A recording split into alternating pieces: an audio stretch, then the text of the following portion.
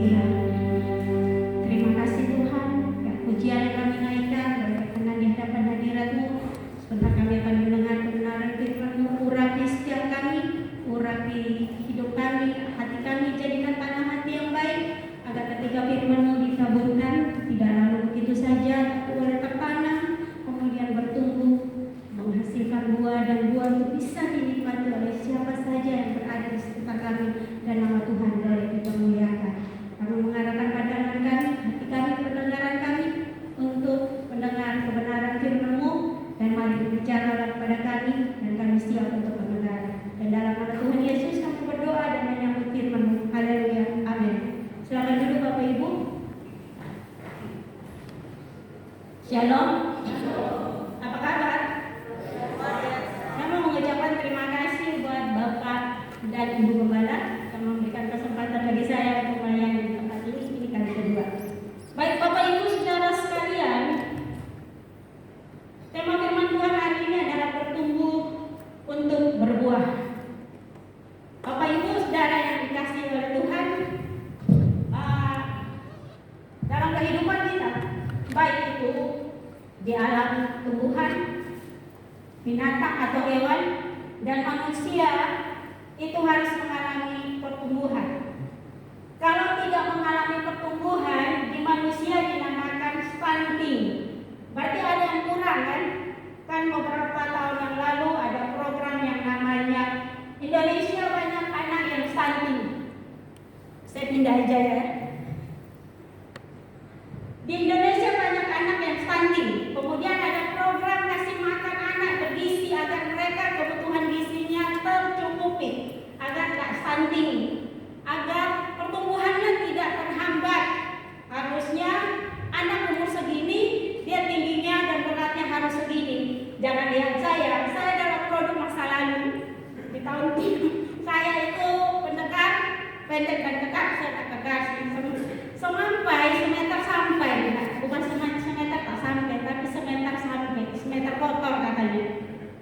Ya maklum saja, pada tahun-tahun itu tahun yang ya susah lah ya. Jadi maklum saja. Sekali saya lain juga dengan gen dari papa yang kuat, karena punya orang tua yang rata-rata ya lebih tinggi saya sedikit lah, paling enggak 150, saya 145 gitu ya. Jadi gen papa saya kuat, jadi selain gizinya juga pada saat itu kurang, ya gen orang tua yang ya kayak gini, semeter sampai 145 ya sampai lah ya, semeter kotornya sampai. Tapi saya yakin Bapak Ibu yang punya anak, kan kalau anak bayi itu lahir, saya misalnya Klifla, saya kenal dari sebelum lahir, ibu gembala mengandung dan kemudian lahir. Jadi kalau lihat mereka semakin tambah besar, saya yang semakin tua gitu ya.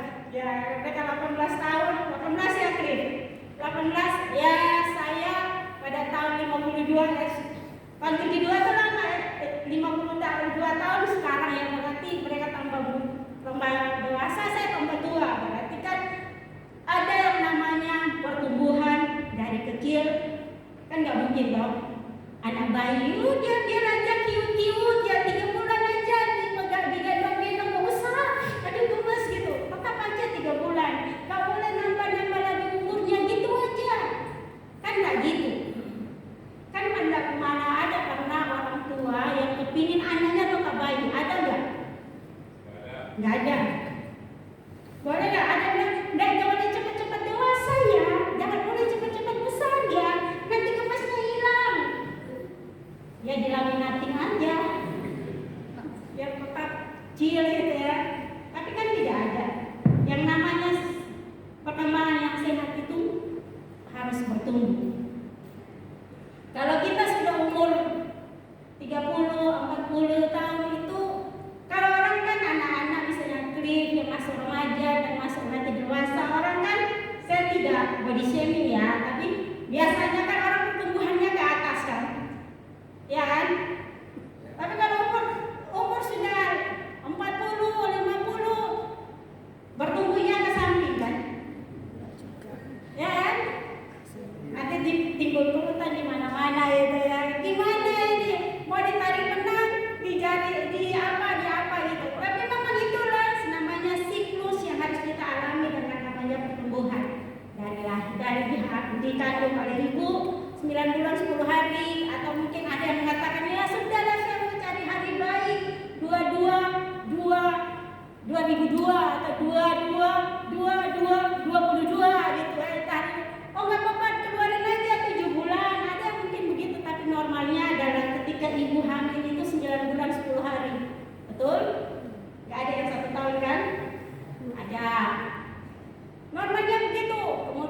lahir, ada masanya di mana. Anak bayi itu pertumbuhnya cepat. Makanya kalau orang bilang kalau kasih kado, jangan kasih baju. Karena nanti 3 bulan kemudian sudah nggak dipakai, ya kan? Ya kan bertambah besar. Ya, namanya semakin bertambah besar, semakin bertambah besar, semakin bertambah besar. Itu pertumbuhan yang normal. Itu kita manusia secara jasmani. Secara rohani pertanyaannya bagaimana? Berapa puluh tahun kita jadi orang Kristen? Berapa puluh tahun kita jadi orang percaya? Atau kita berkata, ya Tuhan Yesus tetap sama, kenapa saya harus berubah? Saya mau kasih tahu kalau ada yang ngomong gitu, dia Tuhan, kamu bukan Tuhan. Ya kan Tuhan saja tidak berubah, kenapa saya harus berubah? Mau tak di sana? Kita yang berubah. Bagaimana dengan pertumbuhan rohani kita? Bagaimana dengan kehidupan rohani kita? Atau dari tahun dari kita percaya Tuhan sampai saat ini, ya samalah. Dan Tuhan Yesus tidak berubah. Saya pun tidak. Gitu. Kan tidak toh? Secara manusia kita diharapkan oleh orang tua kita atau sebagai orang tua ingin anak-anaknya bertumbuh semakin dewasa, terus kemudian saatnya sudah bisa menikah punya anak, kemudian bekerja, dewasa bekerja, terus menikah punya anak, ya kan, kasih cucu, gitu kan pertanyaannya. Kalau anak sudah kerja sudah dewasa tanya kapan nikah, kalau sudah nikah kapan punya anak, itu kan pertanyaan orang Indonesia kan begitu, tetangga kan suka begitu, ya, iya, kalau nggak nikah nggak laku ya. Namanya pernikahan perlombaan kan nggak ada juga ya gitu. Baik. Tapi secara rohani bagaimana? Adakah berapa puluh tahun kita jadi pengikut Tuhan? Ada yang berubah dari hidup kita? Atau dari pertama kita kenal orang itu pemarah sampai sekarang pun tetap pemarah? Dikit-dikit kamu marah, gitu ya? Dikit-dikit kamu tersinggung. Dikit-dikit zaman sekarang dikit-dikit itu mentalku terganggu, aku butuh apa? Healing, me time. Dikit-dikit kamu nggak tahu tapi mentalku terganggu, ya kan? Bagaimana? Padahal Tuhan ingin kita secara manusia rohani kita bertumbuh dalam hal apa? Pengenalan akan Tuhan. Bagaimana kita mengenal Dia? Masihkah kita berkata pada saat perkataan yang sama, pada saat situasi keadaan kita baik-baik saja kita berkata, oh terpujilah Tuhan, Kau Allah yang baik, Kau Yehova Jireh, Kau Allah penyelamatku. Pertanyaannya, ketika doa tidak dijawab, masihkah kita berkata, aku bersyukur buat segala yang Tuhan lakukan? Tuhan Kau udah baik, katanya Tuhan menjawab segala sesuatu. Kenapa kok aku berdoa ini dan itu kok gak dijawab? Tuhan gak sayang. Apakah pengenalan kita hanya terbatas pada Tuhan menjawab doa? Bagaimana dengan iman kita? Penelitian CBN melakukan penelitian. Setelah setiap tahunnya 1 juta orang Kristen tidak lagi mau ke gereja, termasuk anak muda, remaja. Setiap tahunnya 1 juta orang Kristen tidak lagi mau ke gereja. Ngomongnya gereja gak asik, gereja monoton, gereja kuno, gereja di awang-awang.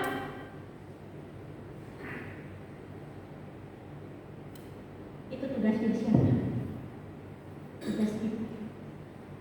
Bapak Ibu yang punya anak di saat-saat ini, tugasnya lebih berat.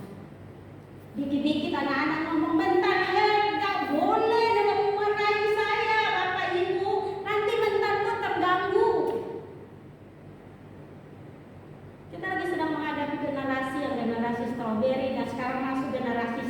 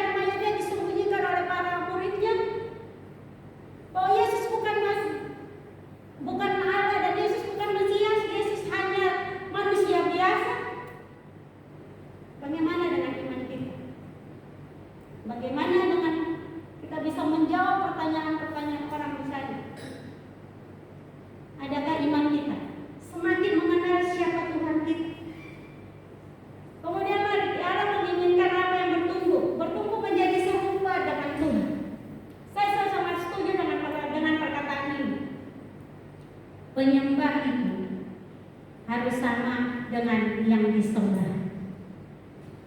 Kalau kita hidup tidak sama dengan yang disembah, pertanyaannya kita sembah siapa?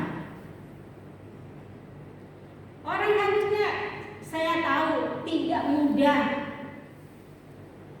tapi harusnya semakin hari semakin kita bisa melihat ada karakter Kristus dalam hidup kita.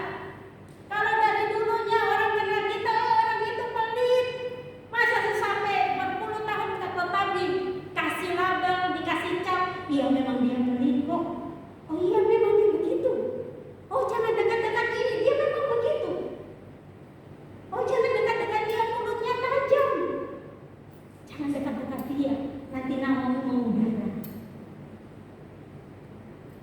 Harusnya hidup kita serupa dengan karakter Kristus. Saya tahu itu juga tidak gampang. Tidak gampang untuk mengikis dan memotong karakter kita. Tapi itu yang Tuhan inginkan, untuk kita bisa bertumbuh untuk berbuat.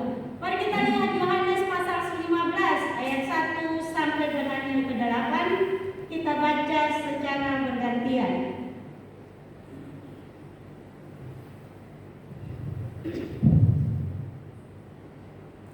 Sudah? Yohanes pasal yang ke-15 ayat 1 sampai 8, demikian bunyi firman Tuhan. Akulah pokok anggur yang benar dan Bapa pula pengusahanya. Setiap ranting padaku yang tidak berbuah, dipotongnya, dan setiap ranting yang berbuah, dibersihkannya, supaya ia lebih banyak berbuah. Kamu memang sudah bersih karena firman yang kukatakan kepadamu. Tetaplah di dalam aku, dan aku di dalam kamu. Sama seperti ranting tidak dapat berbuah dari dirinya sendiri, kalau ia tidak terletak pada pokok anggur. Demikian juga kamu tidak berbuah, kalau kamu tidak tinggal di dalam aku. Akulah pokok anggur dan kamulah ranting-rantingnya. Barang siapa tinggal di dalam aku dan aku di dalam dia, ia berbuah banyak, sebab di luar aku kamu tidak dapat berbuat apa-apa. Barang siapa tidak tinggal di dalam aku, ia dibuang keluar seperti ranting dan menjadi kering. Kemudian dikumpulkan orang dan dicampakkan ke dalam api lalu dibakar.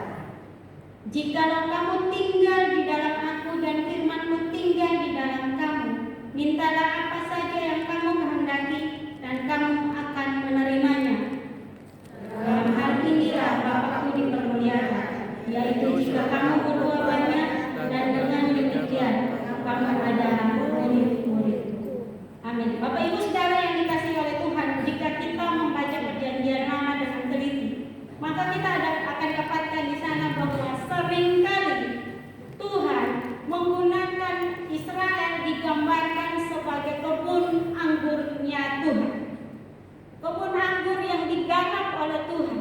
Tuhan menuntun mereka untuk mereka berbuah. Tapi sayangnya memang berbuah, tapi buahnya masam yang tidak bisa dinikmati. Yesaya 5 ayat 7 mengatakan, sebab kebun anggur Tuhan semesta alam ialah kaum Israel, dan orang Yehuda ialah tanam-tanaman kegemarannya. Dinantinya keadilan, tetapi hanya kelaliman. Dinantinya kebenaran, tetapi hanya ada keonaran. Oleh sebab itu Yesus berkata, karena itu Yesus berkata, akulah pokok anggur yang benar.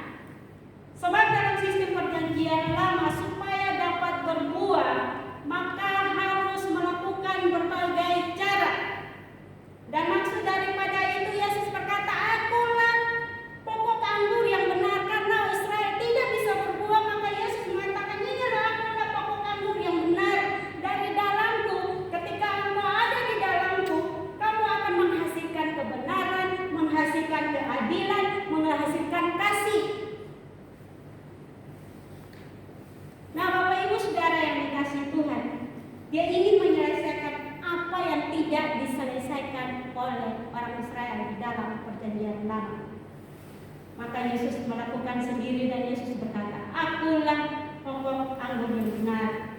dan dia ingin mereka mengeluarkan buah. Tapi buah itu bukan buah kelaliman, bukan buah keonaran, bukan buah kemarahan, bukan buah ketidakadilan, tapi buah yang benar-benar bisa dinikmati. Buah kebenaran, buah kasih, buah kebenaran, buah kelembutan dan lain sebagainya. Oleh karena itu ayat 2 mengatakan, Yesus berkata, setiap ranting yang tidak berbuah dipotongnya kemudian dan dibuang. Arti sebenarnya bukan dipotong. Sebab terjemahan firman Allah yang hidup itu artinya bahwa ranting yang tidak berbuah itu dikerat sama Yesus, dikerat sama tukang pokok anggur itu, dikerat oleh tukang kebun, dikerat agar dia bisa berbuah. Karena biasanya pokok anggur itu ranting-rantingnya itu kan biasanya turun, kemudian jatuh, tertutup dengan tanah, dia harus diangkat, kemudian diikatkan kepada pokoknya atau diikatkan kepada para-para. Biasanya kan ada kayak semacam para-para yang dibuat karena dia bisa menjalan, bisa menjulur dengan baik. Itu diikatkan di situ, dibersihkan, diikatkan di situ agar pokok anggur ini, agar buah anggur ini, pandannya ini bisa kena sinar matahari agar dia bisa berbuah dengan baik. Bapak Ibu Saudara dan saya kasih, Tuhan itu tidak pernah buang orang dari hadapan. Tuhan itu tidak ahli membuang orang. Tapi kadang-kadang kita aja yang suka membuang orang. Cabang yang tidak berbuah dikerat, dibersihkan, kemudian diangkat, diikatkan kepada batang atau kepada cabang agar dia bisa kena sinar matahari, dia bisa dapat nutrisi yang baik, agar dia bisa berbuah dengan lebat. Raditya Waluan mengatakan begini, Al-Nabu, dia berkata begini, dia bersyukur punya orang tua yang tidak membunuh diri. Dia terkenal pada saat itu narkoba, free sex, sampai istrinya hamil di luar negeri, walaupun banyak kejahatan, tapi orang tua itu tidak membunuh dia. Makanya dia berkata, ada satu quotes-nya dia, jangan kasih titik pada kehidupan orang kalau Tuhan masih kasih koma. Kalau pada saat itu orang tua kasih titik pada hidup, dia tidak akan menjadi hamba Tuhan yang dipakai Tuhan dengan luar biasa. Tapi orang tua bisa melihat, kasih kesempatan untuk bisa berubah. Kita jangan berkata bahwa anak ini tidak bisa diurus. Kita tidak tahu ke depan Tuhan mau pakai dia seperti apa. Kita hanya bisa lihat di depan mata, tapi yang bisa lihat ke depan hanya Tuhan. Kalau Tuhan saja kasih kesempatan, kasih koma atas hidup orang lain, kenapa kita jadi Tuhan untuk memberi titik pada hidup orang lain? Siapa kita? Baik Bapak Ibu saudara sekalian, mari kita lihat bagaimana agar kita bisa berbuah lebat. Yaitu pertama di ayat 3-5 adalah tinggal di dalam Kristus. Satu-satunya yang bisa membuat Bapak Ibu dan saya kita bisa berbuah lebat adalah tinggal di dalam Kristus. Tinggal di dalam Kristus. Tinggal tetap di dalam sana, melekat, menempel di dalam dengan Kristus. Kita nggak bisa bilang, orang berkata saya tidak datang beribadah, saya di luar Kristus pun saya bisa lakukan apa saja.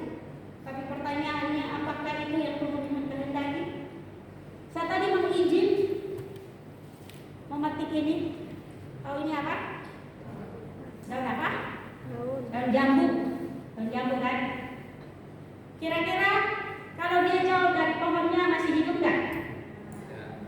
Tidak kan? Apa yang terjadi pada daun ini? Pelan-pelan dia akan kering, layu kering, kemudian dibakar orang. Ini daun. Untuk nanti dia punya potensi berbunga dan berbuah enggak?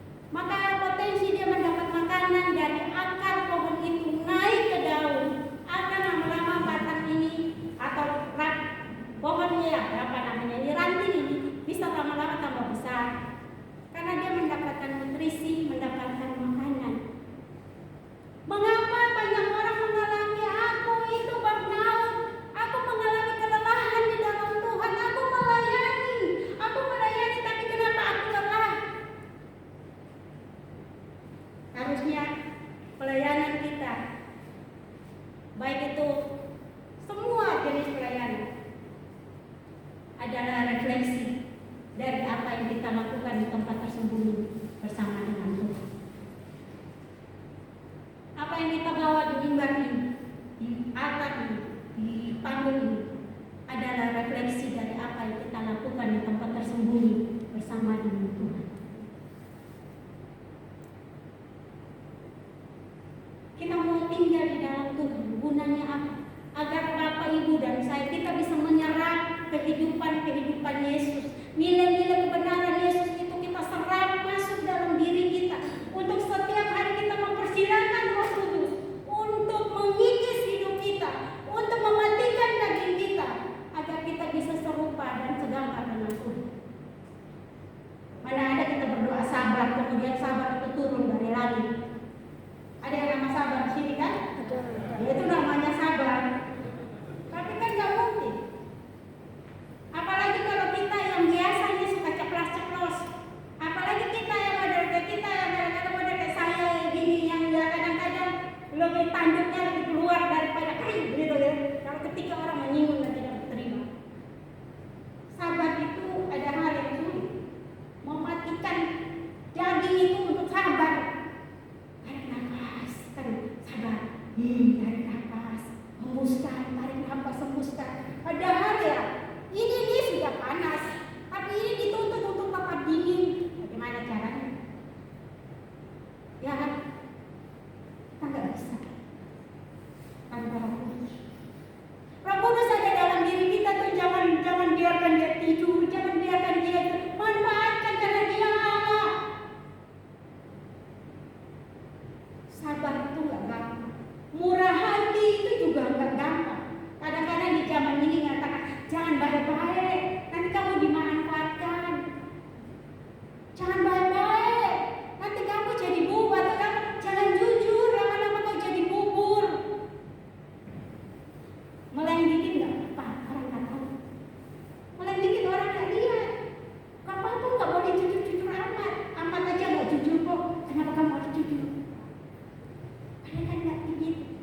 Semakin kita tinggal di dalam Kristus, semakin kita mengenal Dia, semakin kita membiarkan Roh Kudus bekerja dalam hidup kita, mematikan daging kita, maka akan muncul buah Roh dalam hidup kita. Jangan ajarilah kami ini saling mengampuni. Dia aku nyanyi dia, ini aku lakoni apa? Oh pikir gampang. Ajarilah kami ini saling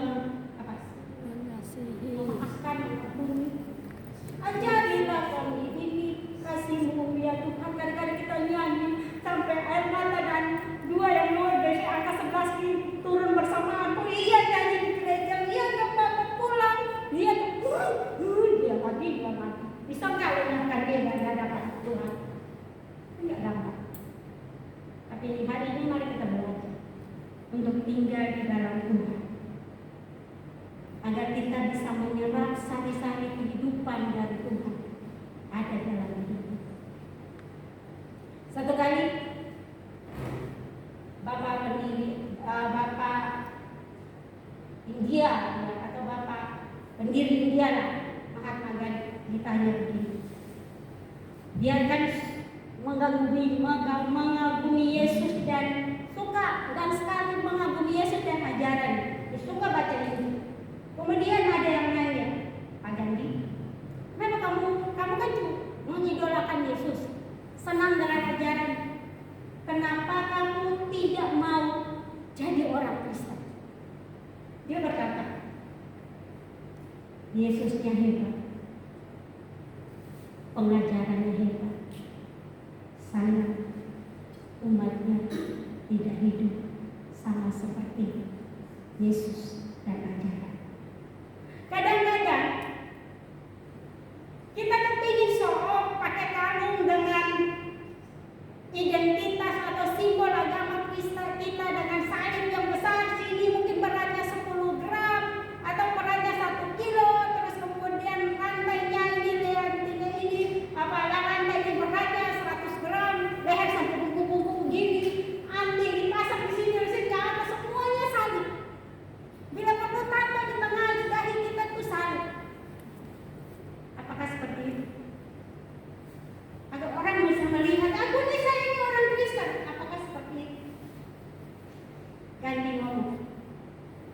Mawar tidak perlu menyebutkan dirinya itu harum, tapi orang tahu mawar itu wangi.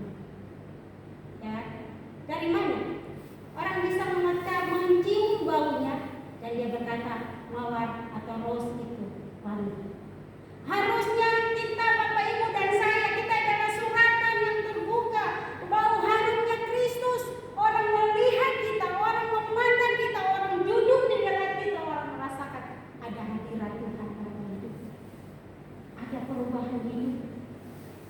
Oh iya, dia berubah. Kenapa Cik bisa berubah? Kenapa aku kenal kamu 20 tahun yang lalu tidak seperti ini? Kenapa kamu sekarang bisa berubah? Orang kepingin dekat. Kadang-kadang perbuatan kita berbicara jauh lebih kencang dari perkataan kita. Perbuatan kita berbicara lebih kencang dan orang bisa melihat kebaikan Tuhan daripada perkataan kita yang keluar firman Tuhan. Saya tidak mempermasalahkan orang ngomong firman Tuhan. Tapi mari kita bicara dan kita lakukan. Kita bukan manusia sempurna, tapi kita punya keinginan untuk hidup menghidupi firman Tuhan. Tinggal di dalam Yesus agar Bapak Ibu dan saya kita bisa menikmati, mengabsorb menikmati atau bisa nutrisi kebaikan-kebaikan Tuhan itu bisa kita hidupi dalam hidup kita. Itu hanya bisa terjadi ketika Bapak Ibu dan saya kita membiarkan diri kita disalibkan, mematikan daging dan berkata, biarlah kehendak Tuhan yang jadi. Gak gampang sampai pada pemahaman itu. Atau apa yang terjadi, kita bisa duduk sebentar, tahan sebentar dan berpikir begini, Tuhan mau ajar saya apa melalui peristiwa ini. Tidak gampang. Orang yang ceplas-ceplos, orang yang sumbu pendek tidak akan gampang untuk bisa disuruh duduk diam sebentar. Tarik nafas yang panjang, duduk diam, tenangkan hati, berpikir apa yang Tuhan ajarkan dalam peristiwa. Kalau kita tidak mau membiarkan mematikan daging, kita tidak bisa akan menikmati sari-sari kehidupan yang di dalam Tuhan. Kita akan menjadi dari pertama kayak begitu sampai nanti juga kayak begitu. Tuhan Yesus tetap sama, hidup saya pun akan tetap sama. Tapi Tuhan tidak ingin seperti itu. Sama seperti kita tadinya bayi, kemudian bertumbuh lama-lama menjadi dewasa, kemudian jadi oma, opa, eyang, buyut dan nantinya seperti apa. Itu kan pertumbuhan. Tuhan juga ingin kita mengalami pertumbuhan Tuhan yang bukan lagi bayi, dikasih makan, dikasih minum, dikasih makan susu. Minum makanannya adalah susu yang murni. Tapi kita perlu makan nasi, kita perlu makan makanan berat, bukan batu kayu dan bukan semen ya. Makan makanan berat.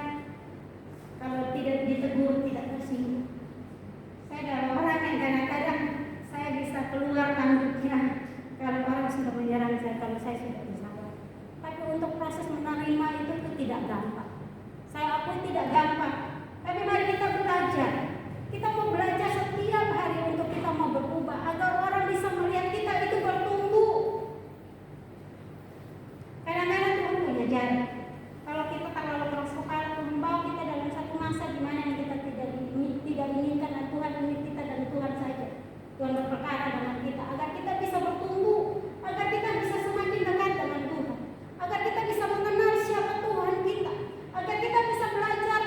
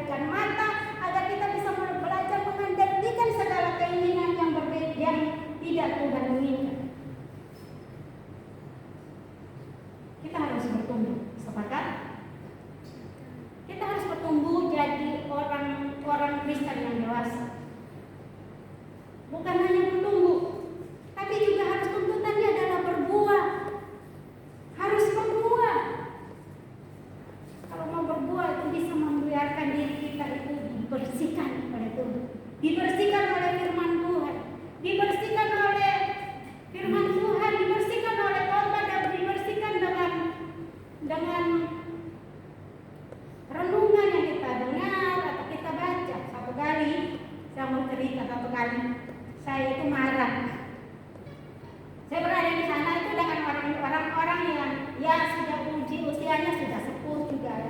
Yang satu ibunya rodok, lupaan, pikun. Masing-masing dari kami itu kan punya jikra dan sapu sendiri, tempat sampah sendiri. Sekali ibu itu nyapu, minjam sapu saya, minjam jikra saya ngomong, iya setelah itu dikembalikan di tempatnya. Ya setelah saya sapu, saya juga pergi, terus saya balik, saya nanya, lo mana sapu, tempat sampah dan jikra saya? Bu, mana? Terus kemudian dia berkata, aku lo nggak pinjam, aku lo tadi ibu pinjam sapu, jikra, sampah saya di mana? Saya lo nggak pinjam. Terus tiba-tiba saya dipanggil dalam nama Tuhan Yesus. Hah? Lagi, Bu, kamu pikir saya itu setan? Yang masuk kamarnya. Setelah itu, saat terdekat saya kemudian saya terbuka. Saya scroll IG. Terus kemudian tiba-tiba muncul sebuah postingan. Itu saya ingat itu terjemahan di dalam bahasa Indonesia. Bahasa Indonesia firman Allah yang hidup yang ngomong gini. Haruslah kamu berbicara lemah lembut terhadap orang dengan baik-baik, orang yang lebih tua daripada kamu.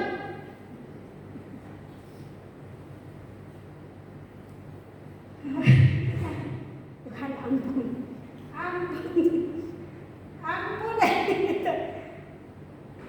Kadang-kadang ya gitu. Yang tidak buat saya tidak terima dengan darah Yesus. Saya ini nanya, mana sapu saya, mana jikra saya, mana tempat sampah saya. Aku nggak pinjam, kamu itu nuduh-nuduh. Kamu itu nuduh-nuduh. Nah tadi kan pinjam. Enggak. Suara saya akan naik satu oktav, agak tinggi dikit. Kemudian setelah dia masuk, saya tekan sendok, saya buka, saya scroll. Kemudian muncul lagi. Tuhan, terima kasih. Gampang. Peminjam barang saya sudah bilang iya kembalikan. Terus tiba-tiba dia bilang saya nggak pinjam. Terus kemudian dia bilang Yesus. Saya bukan setan ditengking, bukan. Tapi dari situ saya belajar untuk bisa mengendalikan diri, mengendalikan lidah saya, mengendalikan mulut saya. Karena kalau saya tidak suka, saya akan nyerocos, cos. Sampai kamu bisa terima, sampai kamu dengar apa yang mau saya sampaikan. Tapi dari situ saya belajar. Saya berhadapan dengan orang-orang yang sudah sepuh-sepuh. Ada yang 75 tahun, ada yang 70 tahun. Ya, sudah belajar untuk berbicara pelan-pelan, berbicara baik-baik. Kadang-kadang orang itu kalau dikerasin, dia bukannya tidak mau dengar, tapi ada kadang-kadang sifat orang dia mau kalau diomongin baik-baik. Tapi ya itu juga uji kesabaran, karena bisa saja setiap saat saya bingung, dia selalu aja bermasalah dengan saya. Entah nanti telepon saya, penggorengan saya taruh di atas kompor, bisa saja dimasukin di dalam lemari. Nanti itu saya akan cari, Bu, mana telepon saya, mana penggorengan saya nggak ngambil. Ntar sudah saya pergi, saya bongkar lemari. Oh ada. Bu, ini tuh kenapa pindah? Jawabnya enak. Kan tetap aja di situ kan, nggak pindah ke kamar saya kan, masih ada di situ kan. Jawabannya kan gitu. Ini Bu, kalau barangnya Ibu seumpama saya pinjam, Ibu marah nggak? Jawabnya enggak, saya nggak marah. Ya itu berarti Ibu nggak normal. Bukan Ibu dipinjam. Selalu saya perkara penggorengan saya itu dipindahin tiap hari. Akhirnya saya malah habis nyuci, saya simpan, saya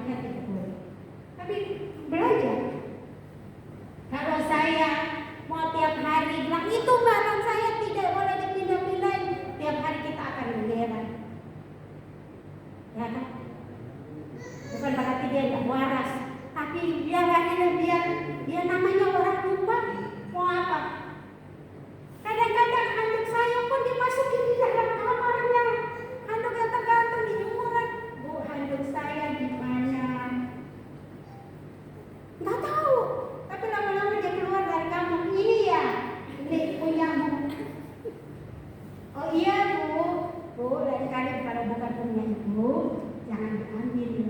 Oh iya, cucu saya yang bawa. Ya sudah ya, jangan diambil ya. Belajar. Mungkin itu adalah bagian dari rencana Tuhan untuk membentuk saya bisa menerima orang-orang yang seperti itu, yang bisa sabar. Kamu marah apa? Dia sudah rada pikun. Ya kalau saya pikiran tiap hari berarti saya nggak beres. Ya caranya gimana? Ya sudah, dimasukin, disimpan. Ya. Atau kalau dia ke dapur, saya wanti-wanti. Bu, jangan dipindahin ya. Bu, ini punya saya ya, saya ambil. Apa orang sudah, kenapa sih kok hanya punya musto yang dipindah-pindahin sama dia? Saya juga nggak tahu. Tapi akhirnya berkata bahwa ya udah, pasti Tuhan punya maksud untuk mendidik saya, orang yang nggak sabaran ini. Yang orang yang semau saya, kalau saya sudah nggak suka, saya nggak pandang dia orang tua atau apa, saya akan mengeluarkan kata-kata keras untuk dia. Ya kan kalau saya bilang, apa yang ada di hati saya keluarin, dia nggak tahu orang itu pasti mau atau enggak. Tapi dari situ saya belajar. Kalau saya tidak mau mengambil jalan yang lain, agar saya tidak gegeran setiap hari, ya seperti itu. Ini saya akhirnya memilih. Kalau mau menjadi sahabat, yang nggak gampang, berhadapan dengan orang-orang tua yang seperti itu. Kita akan berhadapan dengan orang-orang yang kadang-kadang menjadikan kami. Tapi disitulah yang namanya Tuhan memotong, mengangkat apa yang ada di dalam diri kita. Keegoisan kita nggak mau terima orang, kita nggak mau bersabar dengan orang. Padahal Tuhan itu sabar dengan kita. Kenapa kita nggak sabar dengan orang? Walaupun di sini ada namanya sabar, tapi nggak tahu punya stok sabar banyak apa enggak. Tapi kan nggak sabar. Ya, sabar itu kita bisa menerima kekurangan orang lain. Kalau Tuhan saja sabar sama kita, siapa kita sehingga kita nggak bersabar dengan orang lain? Hal yang kedua, saya cepat saja. Hal yang kedua adalah tinggallah di dalam kasih-Nya. Tinggallah di dalam kasih Tuhan. Untuk kita bisa berbuat, kita harus tinggal di dalam kasih Tuhan. Mana ini? Tinggallah di dalam kasih Tuhan, ayat 9 sampai dengan 10. Kita lihat, seperti Bapa telah mengasihi aku, demikianlah juga aku telah mengasihi kamu. Tinggallah di dalam kasih-Ku, dan jika kamu menuruti perintah-Ku, kamu akan tinggal di dalam kasih-Ku, seperti aku menuruti perintah Bapa-Ku dan tinggal di dalam kasih.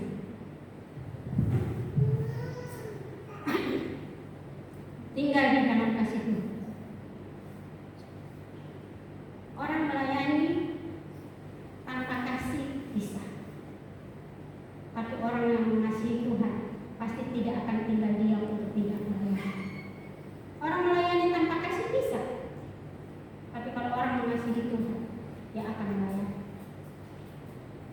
Tinggal di dalam kasih Tuhan. Hari-hari ini dunia butuh kasih Tuhan. Hari-hari ini dunia lapar dan haus akan kasih Tuhan. Dunia ingin menikmati kasih yang ada dalam diri kita. Ada Tuhan di dalam kita, harusnya ada kasih dalam diri kita.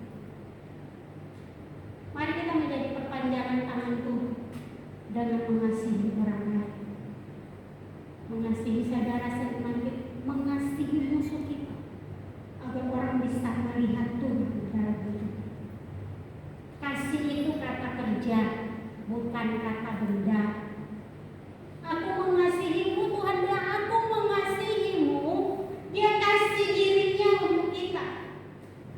Dia nggak ngomong aku mengasihimu, terus ya sudah kasih toh tanpa action. Kasih itu kata benda, kasih itu verb, bukan kata benda. Kasih itu kata kerja yang harus dilakukan, yang harus dikerjakan, agar orang bisa melihat kasih itu dalam diri kita, agar orang bisa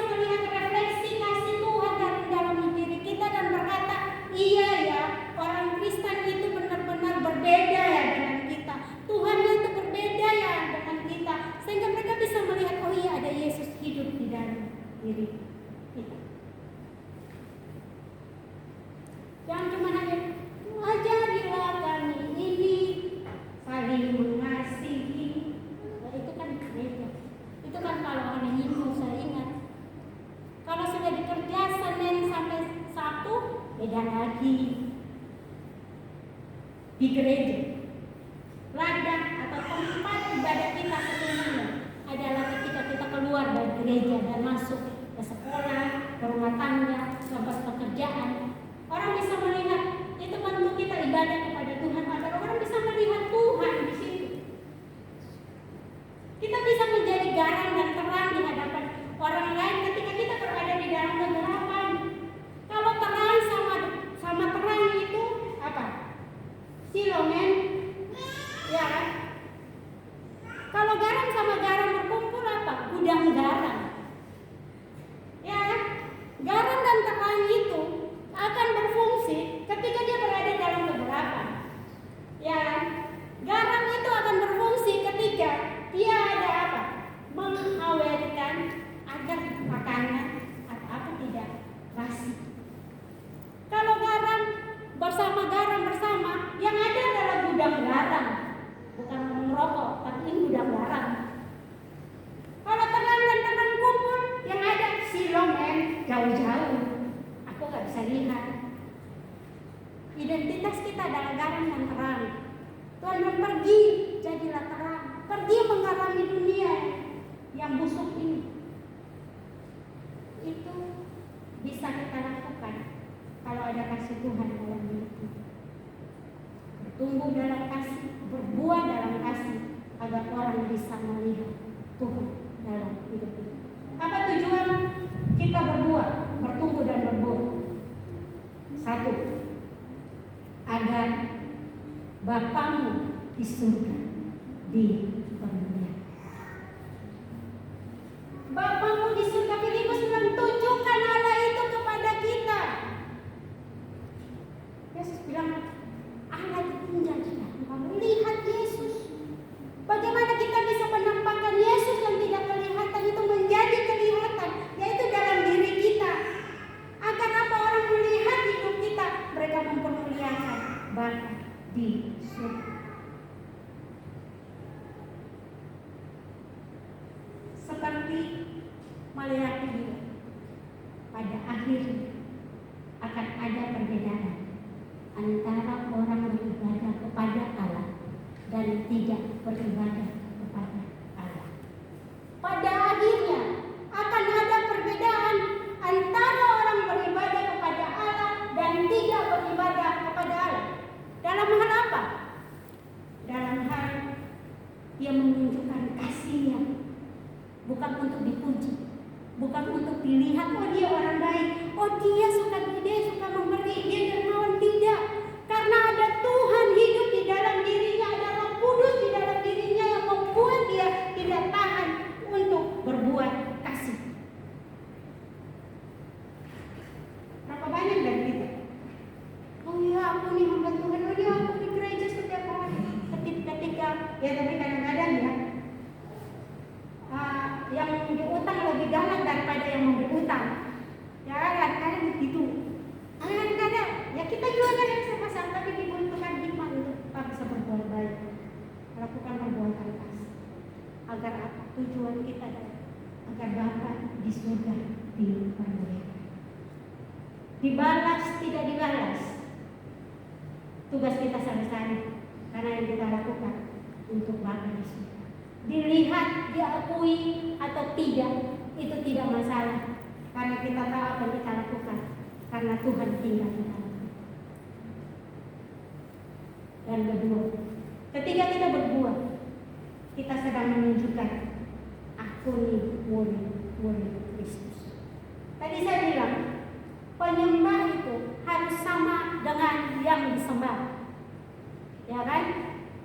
Penyembah itu harus mencerminkan yang disembah.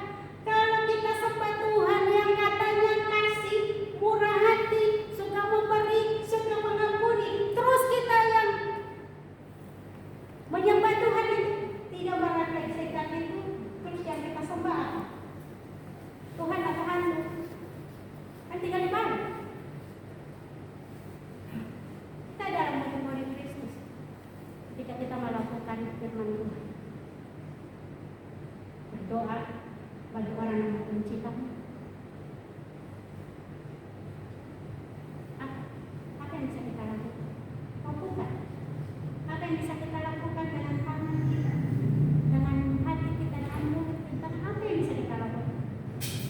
lakukan karena kita tahu kita adalah anak hamba Tuhan sekaligus murid Kristus.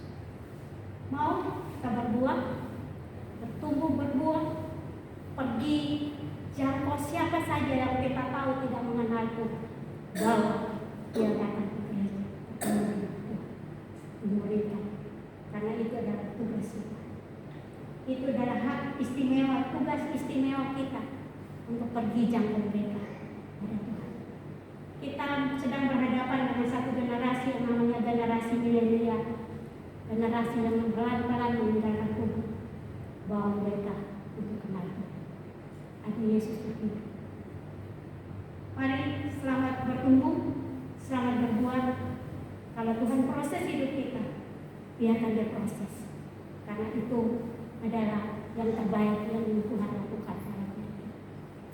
Maria berkata, seperti Maria berkata, sebab aku ini hamba Tuhan, jadilah padaku menurut kehendak.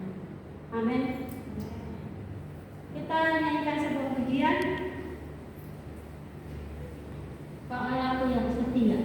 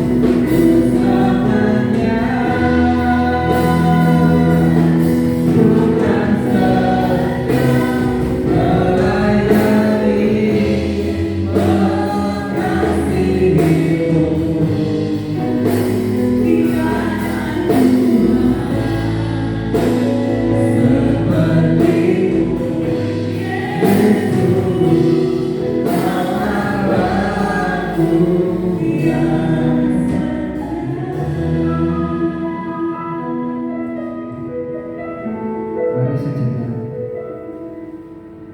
kita mengenalkan firman Tuhan malam ini. Tuhan telah mengajarkan kepada kita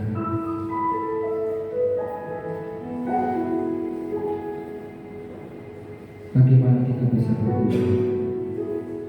Harus tetap menempel pada pokoknya, pada batang pohon ini, pokok anggur ini, yaitu Bapa kita di surga. Seberapa lama kita menjadi orang Kristen? Mungkin KTP kita sudah berganti-ganti sampai seumur hidup, maka kita tercatat terketik Kristen. Tapi apakah Kristen kita itu sudah serasi selalu sama Tuhan dengan karakter Kristus itu tadi?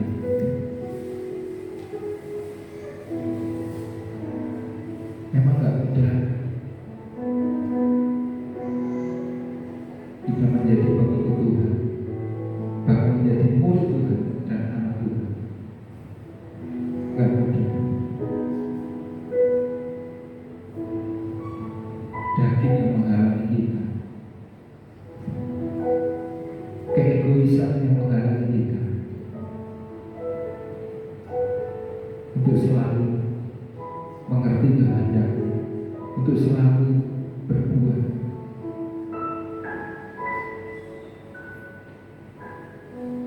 Mari kita bersejenak firman Tuhan malam ini kembali menasihati kita, mengingatkan kita, menyadarkan kita identitas kita sebagai anak Tuhan. Apakah sama seperti Tuhan kita, seperti Bapa kita di surga? Oleh sebab itu kita nggak mampu mengandalkan kekuatan kita sendiri. Kita perlu Roh Kudus yang sudah ditinggalkan untuk kita, anak-anaknya, untuk memampukan kita menjadi pribadi-pribadi yang selalu berkarakter Kristus. Ampuni kami Tuhan, mungkin selama ini kami menjadi anak Tuhan, menjadi pengikut Tuhan, kami menjadi batu sandungan, kami tidak menjadi berkat. Perkataan kami tajam, keegoisan kami memuncak, emosi kami tidak terkendali. Ampuni kami ya Tuhan. Roh Kudus selalu setiakan. Hanya Engkau lah Roh Kudus adalah Roh Allah. Selama kita dekat dengannya, selama kita terhubung terus dengannya, kita akan selalu diingatkan dan selalu diingatkan, bahkan dikuatkan. Bekerja ya Roh Kudus, bertata